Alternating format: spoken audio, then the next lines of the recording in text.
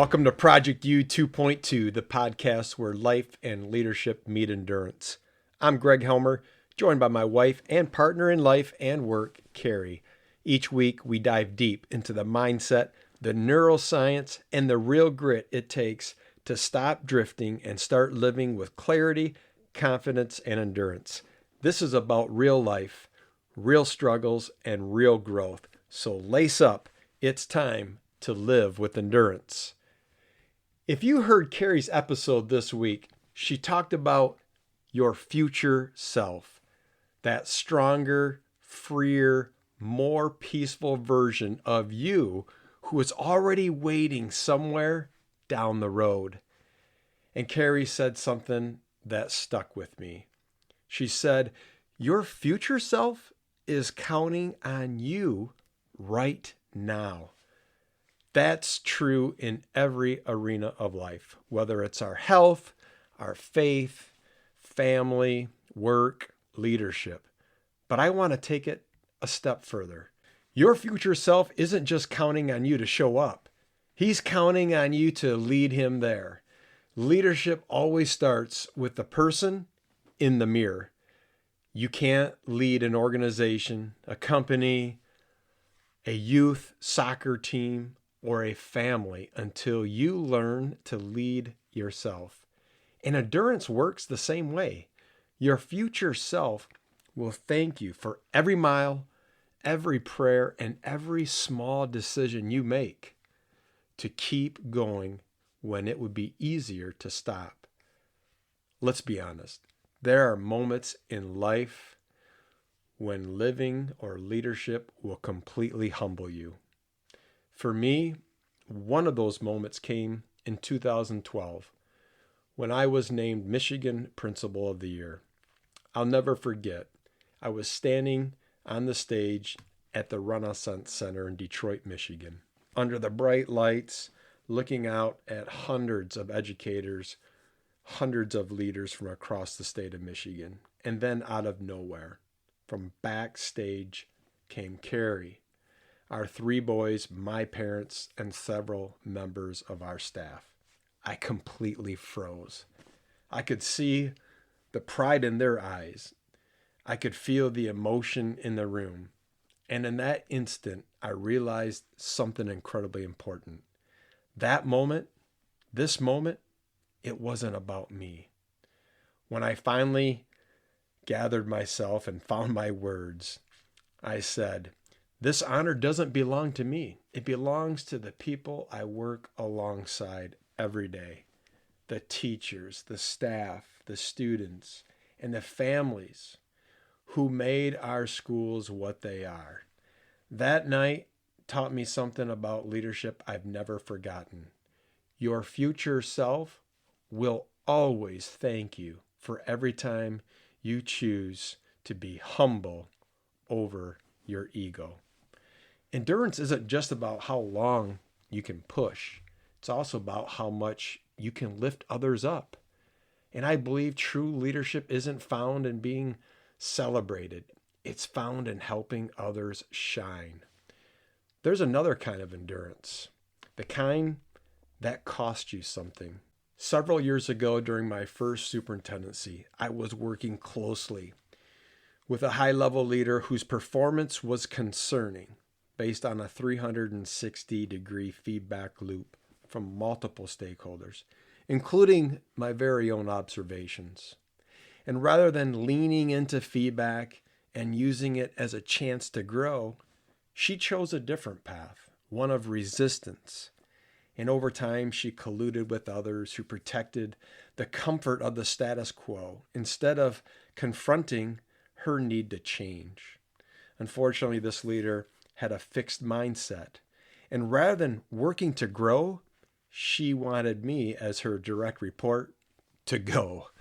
It became a political storm, and ultimately, I had to make a choice, whether to stay quiet and keep the peace, or to stand in truth and integrity. It wasn't easy, and it wasn't necessarily popular. But leadership isn't about comfort. It's about conviction. That experience taught me one of the hardest truths about leadership. You can't lead for approval and purpose at the same time. If you live for applause, you'll die by its absence. But if you live for what's right and what's true and what's honorable, you may lose position, but you'll gain peace. Endurance sometimes looks like staying the course. Other times, endurance looks like standing your ground. And that's the version of my future self I wanted to meet. The one who could look back and know he didn't stay silent when it mattered most. In my book, Lead with Endurance, one of the milestones is called Discipline Before the Breakthrough. It's that quiet space between the decision and the result, where progress feels invisible and faith is tested. That's the same middle ground that Carrie talked about, the in-between where your future self is being built one choice at a time. And neuroscience tells us repetition, it reshapes the brain. Every time you choose courage over comfort, you strengthen new pathways that make confidence easier next time. I call it stick-with-itness.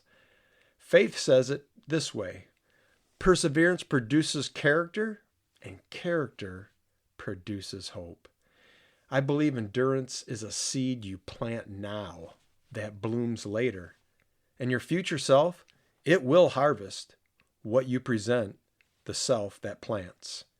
And when I think about my future self, I don't picture titles or achievements. I picture legacy. The man my sons will remember. The husband Carrie will grow old with. The leader who left people in each organization better than he found them. That legacy, I believe, starts at home. One of my favorite conversations was with my oldest son, shortly after he finished his bachelor's degree. We were sipping on coffee one morning, talking about, so what comes next? Graduate school, career goals, leadership. And I told him, buddy, you've got both the skill and the will to lead. And that combination is rare. He has this incredible attention to detail, a magnetic smile, a fantastic personality, and a memory that doesn't forget. He could probably tell you the name of nearly every neighbor in our subdivision of 85 homes, where they work, what car they drive, and who waves every time they pass by. Just cracks me up. He manages our home with precision of a professional, from seasonal decorations to family gatherings and plannings, and a constant flow of his friends from college and work friends. That makes our house busy, fun, and alive. He pays attention to such detail. If I move a piece of decor even an inch or turn a picture frame at a new angle, I'm convinced he notices it the very next time he walks by. But beneath all that detail is something deeper. He has a servant's heart. He works in human resources for a national healthcare organization, leading and administering with empathy, excellence, and integrity. He might not be loud, but he is steady. He's deeply faithful, dependable, and reliable, and I couldn't be prouder of the man he has become. Watching him reminds me that leadership is generational. Leadership is caught. It's not just taught. And when I see him step into his own calling, I realize he's not just my son. He's part of the legacy of my endurance and Carrie's impact that helped build him. Our children, you see, they don't become who we tell them to be. Our children become who we show them to be. That's not pressure. That's purpose. Carrie asked, what will your future self thank you for? I want to ask, who will your future self be leading? Maybe it's your kids. Maybe it's a youth team, a sports team for your own children that you coach and volunteer for. Maybe it's in your church. Maybe it's your own heart. Leadership and living, it starts by showing up today for the man you want to become tomorrow. Every workout, every prayer, every quiet act of discipline, it all matters. And so here is your Project U 2.2 challenge for the week. Take a moment. Picture your future self, let's say 5 years from now. Not his title or success, but his character. The kind of man he is when no one is watching. And now, ask 3 questions. What daily action will he thank me for? What excuse will he wish I stopped making? And who is watching me right now that will become more courageous because I chose endurance today? Write those answers down because your future self is counting on you.